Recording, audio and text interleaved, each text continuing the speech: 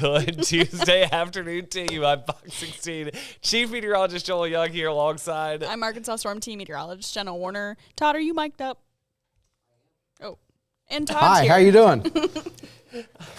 I'm just kind of cracking up over the fact that Jenna just absolutely just... Tried to press everything. You were going to make sure it was not even a slow fade. So hold on, let me go back. This is what she did. You had the music going, Usually we try to do this. Jenna goes, no to the music. Trying to get us started. You're right. I think it's one of those days, isn't it? It's Monday, Junior. So many things going on today. It's Monday, Junior. Hey, we have to keep the smiles coming just to keep from crying because it's a Monday, Junior. We're crying today. Well, Tuesdays can sometimes be Mondays in disguise. Yeah. So, no, I'm just kidding. It's been a good day so far. It hasn't been a Monday, really, too much. Anyway, we have... It's been a day. Yeah, that happens. But anyway, so we have some prescribed burns out there. Not as many as what we had yesterday, thanks to the higher wildfire danger. You can see just a handful of those. I think yesterday, if I had to guess, there were probably 20 to 30 prescribed burns. There were a ton of prescribed burns yesterday, and we received a lot of photos and videos of the smoke from those burns. It was really smoky in Hot Springs last night. Yeah. I mean, it was just... Last night? Yes. Yeah. Did you see the pictures? Yeah, and that was from the prescribed burns. I think they had one in Hot Springs Village.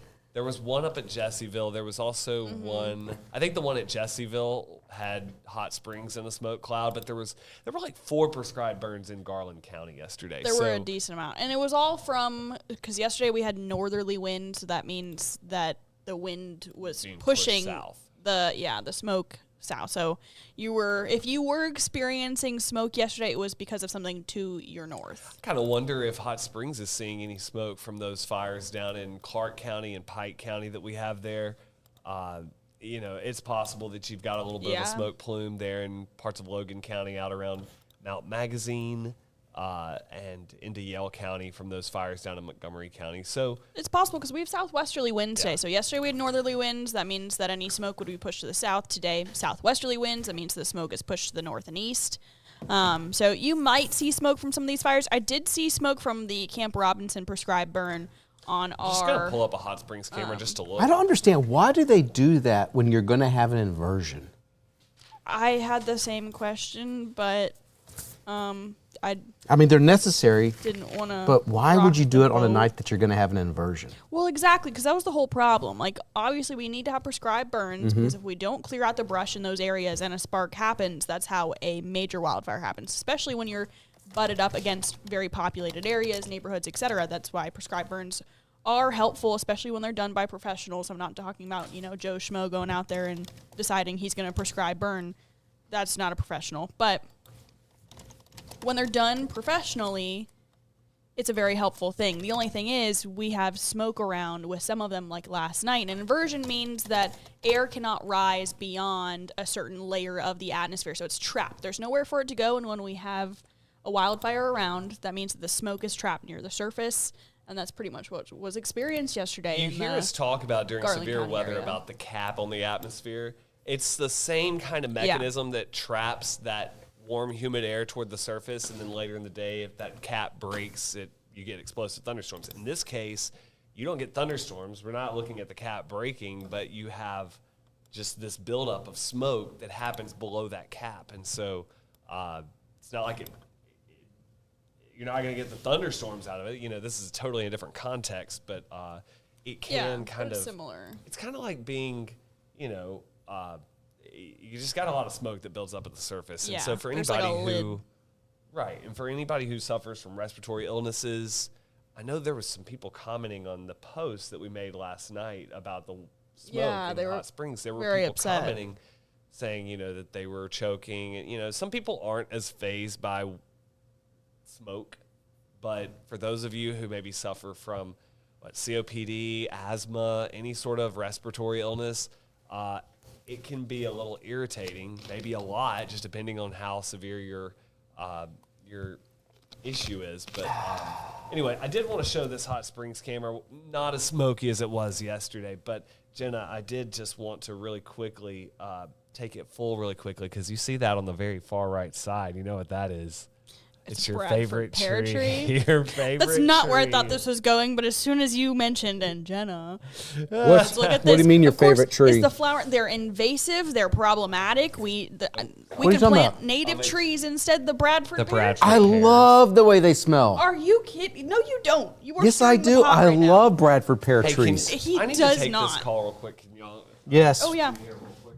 We see what's more important. Sorry, I've been expecting this. No, you're okay. This is Ed McMahon. You are the winner of $15 million in the Publisher Clearinghouse. Can you guys hear Todd? I don't know if the live stream can hear. Well, do y'all have my mic on? Well, yeah, but the The Facebook Live. What's that? I said I don't know if the Facebook Live can hear. Well, actually, Ed McMahon would always show up at your door, and I don't call you on the phone. Who's So Ed McMahon? you just said that. You just said that. Where are you going? I'm gonna come over here, talk to you just a little Who's bit. Ed McMahon? Is Did it a y'all just hear what she cartoon? said? Who is Ed McMahon? This shows The Men in this Black? this to me, and it's not your fault. It just shows how old I am.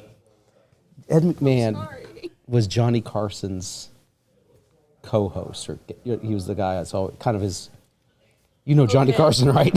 Yes, the name Okay. rings a bell. Yes, you are correct, sir. The one he would always, he was kind of like, he's just the guy on the couch that was always the backup for Johnny, and I don't know what you call that role, but Ed McMahon, and then he also did Publishers Clearinghouse, and if Ed McMahon showed up at your house, it means you wanted $1 gazillion. Oh, he was the dude with the check. Yeah. Okay. But he was famous because he was Johnny Carson's guy that, was kind of like the side comedian. Okay. And he was going, like Johnny Carson would say something, he goes, "You are correct, sir." Anyway, hold on, see if anybody says anything. Okay, nobody say anything. But yeah, Ed McMahon. I'm old. Okay, I was getting rid of your other camera. I'm sorry. That's all right. You can yell at me about that. No, it's just I'm old. You can't like the Bradford pear trees. They're I do like problematic. Bradford pear trees. No, I think they smell great. they're invasive. They're beautiful. Plant a magnolia tree. But these Bradford pears grow so much faster. What's the problem? It's a problem. We're going to wait for Joel to get back over here, but Okay. He's back. okay, I'm going to leave now and hand this over to Joel. I mean, I can go sit in your chair. Do you know who Ed McMahon is? I Or know was? the name. Know the name? Who is it? I'm so I old. don't know I'm that. so old. I just know the name. Sorry, that was Todd got upset. like how whenever like they're whenever it's like a medical related call, they're like, I already knew they need to confirm date of birth, they need to confirm that. I was like, I'm at work, let me get through it. Like just give me what I need. Anyway, sorry to have stepped out there for a second. Appreciate y'all for jumping in, but I don't even know what y'all were talking about. Ed McMahon? Ed We're talking McMahon. about Ed McMahon. Okay. And Todd's love for Bradford pear trees. Oh, yeah. Okay, wait. I did catch that right before To that me, it's call this. came through. I've never understood. Everybody says that they're fishy, but to me, they smell like flowers. To me, I will say, they don't smell bad. I to me. don't feel like they smell as bad as what I think a lot of people say. It's not the smell, they're invasive. Invasive, Plant that a native part. flowering tree instead. Oh my God. But haven't most of those trees are like, a lot of them probably existed before they had to have known that they were invasive. They didn't know they were invasive when they first started planting them. Why did because they- were why did they bring them ornamental. Tilt for looks. Yeah, they have a very nice, like, you can trim Because they them are to pretty, be very, kind of. they have a until- round shape. And yeah, people like the white flowers. They have a golden color in the fall. So they were Yeah. planted for all these cosmetic reasons. But Except then, for when if you they- even like look at the photo that we have up right now of the RDOT camera, we have how many Bradford pears in that shot? That's because they just pop up. Like they're able to I guess there are a couple more move. there, yeah. They're not just like, you can't just plant one. You may plant one, but then it will create more Bradford pears. You know what the worst, or I think the worst, hold on just a second. And they choke out the native trees that are trying to grow. I do. Problematic. The worst one, the worst kind of invasive plant. Are you familiar with kudzu? Yes. Oh, kudzu yes. vines. Kudzu. Brought over from Japan, right? Definitely. To fight erosion. Horrible. And that, I mean, I get the reason why it was brought. I mean, it was brought to try to, prevent erosion. That is an issue, but then when it grew. And I mean, apparently it thrives in the warm, muggy conditions. And Japan, I guess, is somewhat, but they're not going to get it like we did. But when they brought it here, it's I not mean, the same it as exploded. it pops up in the deep south. And they have never been able to control it. I don't feel like there's as much in Arkansas as there is in Mississippi, but You see it driving around in Mississippi, Alabama, Georgia in the summertime. Even in South Carolina, we had a lot of kudzu. yeah. But they would talk about, bringing cattle and like goats to eat all of the kudzu. But there's no But it just comes controlling back. It is no controlling. So that is a and then it just climbs up all the light poles and stuff. So you have to fight that. But no, Bradford pears. No, I agree. It is invasive. Pretty. Yes, it's a sign of spring for those of us, which it still breaks my brain that Todd likes it, because I would think that it would be a sign never of said warmer that. days to come. Yeah. So I never said that like I love it. It's just the smell to me is just like a flower. I don't know why I'm like picturing Todd like picking blooms off the tree, smelling them, frolicking in a Well, let me tell you something. pasture An somewhere. AI image of Todd with I- a bouquet of After Bradford yesterday- pear flowers. After yesterday, I'm going to give a bunch of Bradford pear blooms to my wife. All right, for those of you who There's didn't so see, much beef for happening. those of you who didn't see what happened yesterday. Anyway, It was. I don't know. It was. Why a does Todd's sandwich. camera have a circle in the middle of it? I'd like to be able to take Todd's camera full. It's a great question. I definitely only see I Todd's don't know camera. why. There's Bob Clausen. Howdy. So I got to talk to y'all about what happened 19 years ago today. It's hard to believe it was 19 years ago. Is the circle fixed? Why was there a circle in his? I didn't There's see a circle. circle. Do you see it on? I didn't see. No. It's like it's trying to load. Where are you looking? Greg sent a snapshot of it. Oh. I changed it again. Okay. So I got to tell you what happened 19 years ago today. Bob may remember the Dumas tornado. It was an EF3. It was an EF3 and nobody was killed, and it went right through Dumas. Middle of town. It was a Saturday That afternoon, was 16 years ago. 2007. 2007. That would have been 19 years ago, right? Yeah. It's hard to believe. I remember covering that on a Saturday afternoon. Huh. Gosh, that was a long time ago. We're old. Bob just turned around and left. I was a senior in high school then. So Dumas, I'll tell you the story about this. So it was a Saturday afternoon, and I was in second grade. you were. We're just, of course, we always, whenever Todd talks about something from back when, we just have to always clarify where. This seems like it just happened yesterday. It was like not that long ago. But then Jenna's got to say, I was in the second grade. Well, the Right. reason why I even really said that was not so much to age us, but I was really just trying to think where I was and what other, if there were any events that same day. That day, okay, this is pre-social media. Yeah. This was not, getting information was very difficult. And I remember I was working at this other TV station that long time ago. Anyway, I realize that. okay. I have to make that clear. Anyway, so and I'm covering it, and let's see, it was Mike Beebe, I believe, Governor Mike Beebe at the time, and Governor Mike Beebe was out of town, so the acting governor was Bill Halter, the lieutenant governor, and he was in the newsroom for an interview unrelated to the severe weather, and he started watching the coverage from the newsroom, and I looked at him when I got a report from the National Weather Service that said there are cars in trees.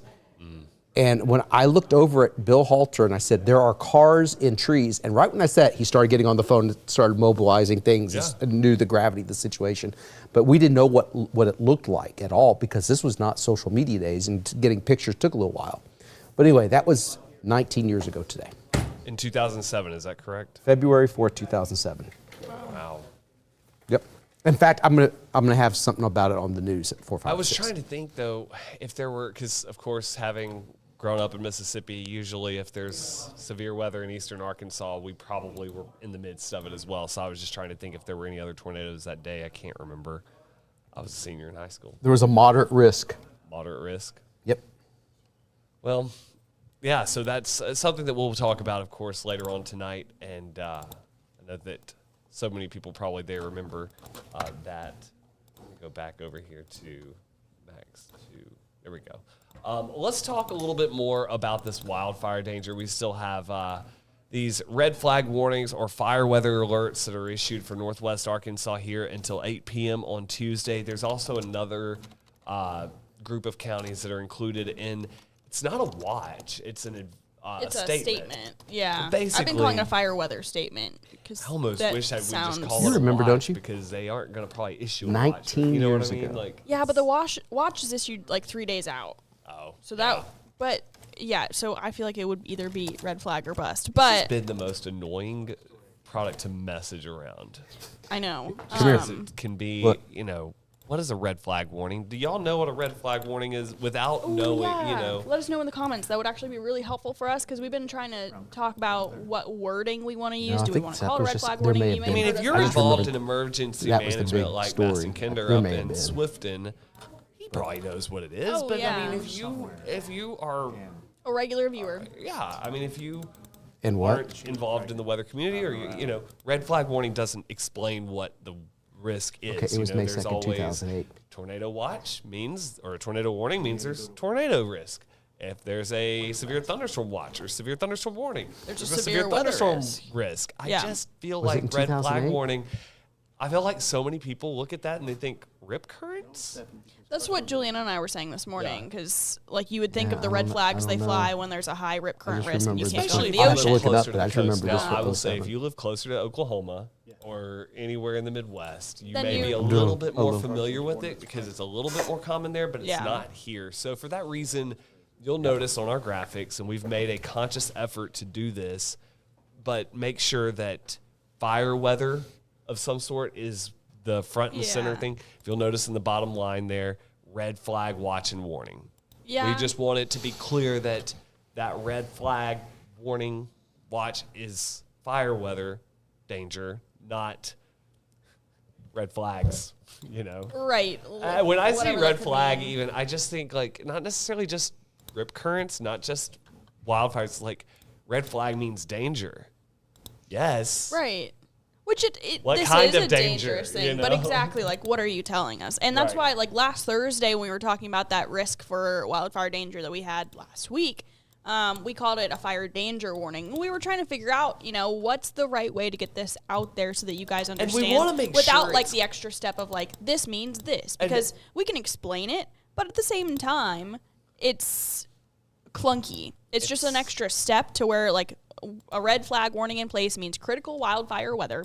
So that means Benton, Madison, Washington, and Carroll counties today have a critical risk of wildfires popping up. If they do pop up, they will be able to spread quickly. But I do think the distinction needs to be made too, because if we're talking about usually, let's say tornado watch versus tornado warning, and we're talking about that difference, the warning means that it's imminent, that danger is happening. But with a red flag warning, that doesn't mean there's a wildfire out there. That means there's a risk of wildfires that day. So it's more like a tornado watch than anything.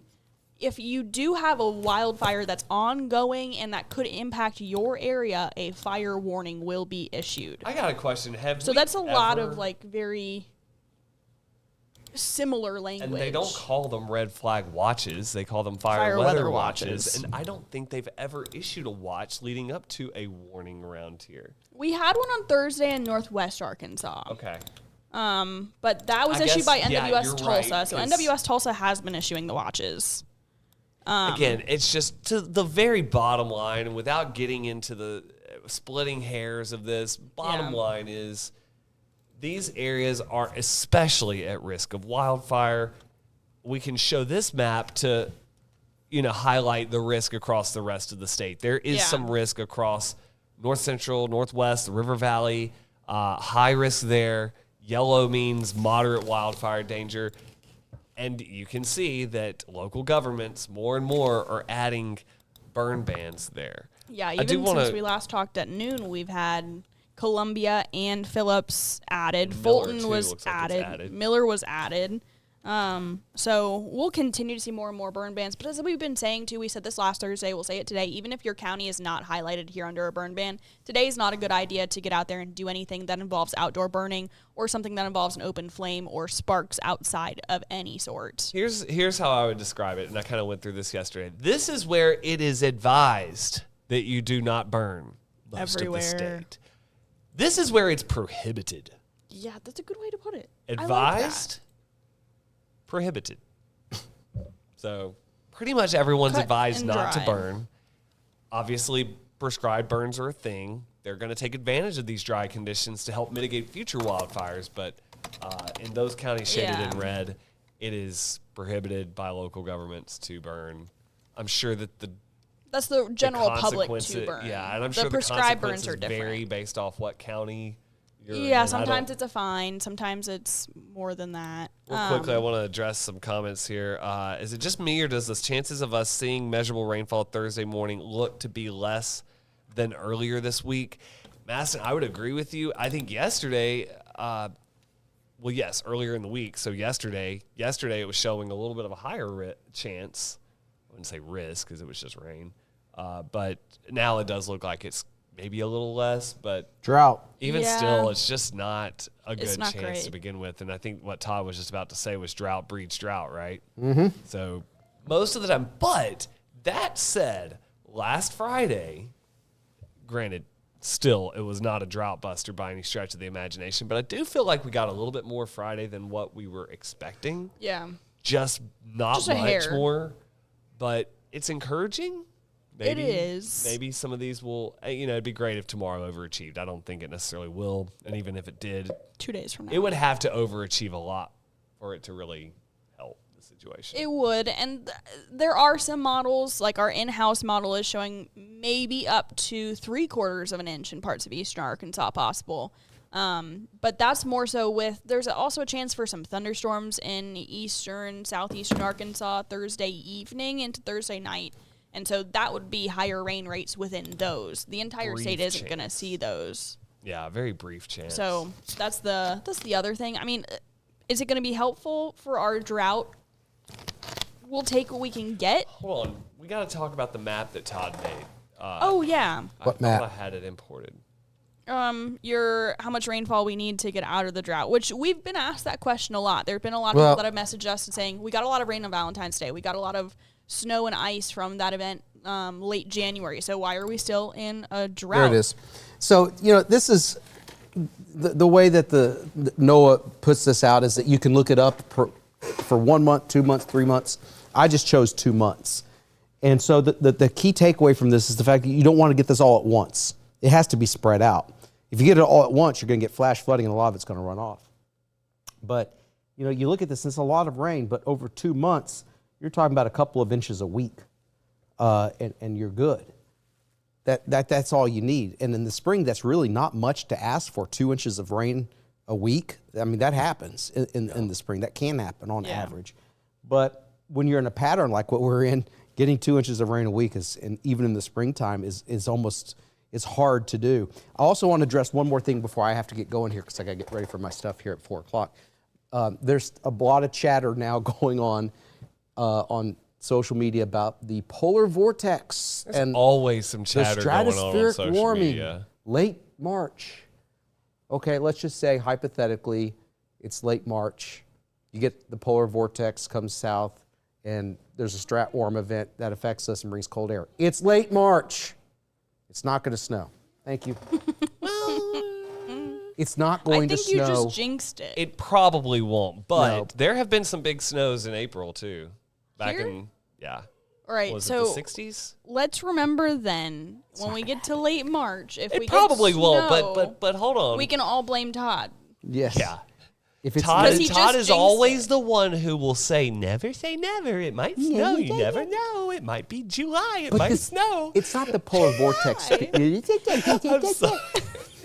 It's not the polar vortex. It's this sudden stratospheric warming thing that I think has No, gotten you're to a not. point that it's overhyped. And even if you Yeah. do, again, and as Todd was saying, it's late March. It's not going to have the intense effects that it would if it was January. I would be more concerned about severe weather because then if you're going to be dealing with cold coming out of the north, it's going to meet That's a resistance good point. somewhere. Yeah. All right, I got to Yeah. turn this Point. off. I just had to give Todd a hard time there because Todd's always, he's surprising me. He likes Bradford pears. He likes spring things.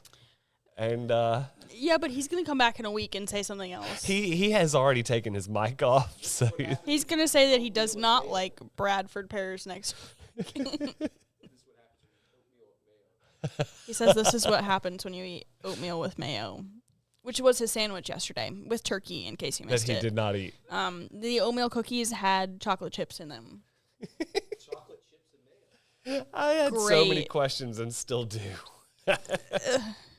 But anyway, Yeah. so really I think the biggest story here that we want to make sure we cover before the end of our show, which is in 3 minutes, by the way, wildfire We're getting danger. It Today drops it's high. It goes tomorrow. down a little bit, and notice Thursday it goes down because there is a chance for some showers. And really quickly, I'm going to kind of walk you through that. It looks like tomorrow is going to be mostly cloudy. This is showing our temperature staying in the low 60s. I do think we'll be able to get into the upper 60s for a little while. Maybe a little bit of drizzle tomorrow night in parts of central and eastern Arkansas. And then notice early Thursday morning, just a few little light showers, none of which is going to break the drought situation. So, This is a new graph. yeah, it's looking a lot drier too. I liked the one I showed at noon better. I liked it too, but yeah. Well, cool. So that's great. Keep that in mind. But at the very least, we are talking about drought continuing. There's a lot of things that happen with that. Of course, any day coming up like today where we have windy conditions, warmer air, dry air, we'll be talking about a fire risk until we get out of that drought. We'll take what rain we looking a can lot. get. Yeah. Yeah, that is trending down. Okay, so I see what you guys were talking about now. Because I was sitting here thinking all nice from my noon data, like, oh, ho, ho. I mean, look, if you can get a cool. thunderstorm that pops up out there, you can get maybe a quarter of an inch to a half inch. But if you're just getting light showers out Yeah, you're there, not gonna get it's going to be much. hard to come by. We'll go ahead and wrap this up. Thank you all so much for tuning into Arkansas Storm Team Live. We will see y'all at 4, 5, and 6 on KARK and on Fox 16 News at 5:30 and 6:30. We'll see you then.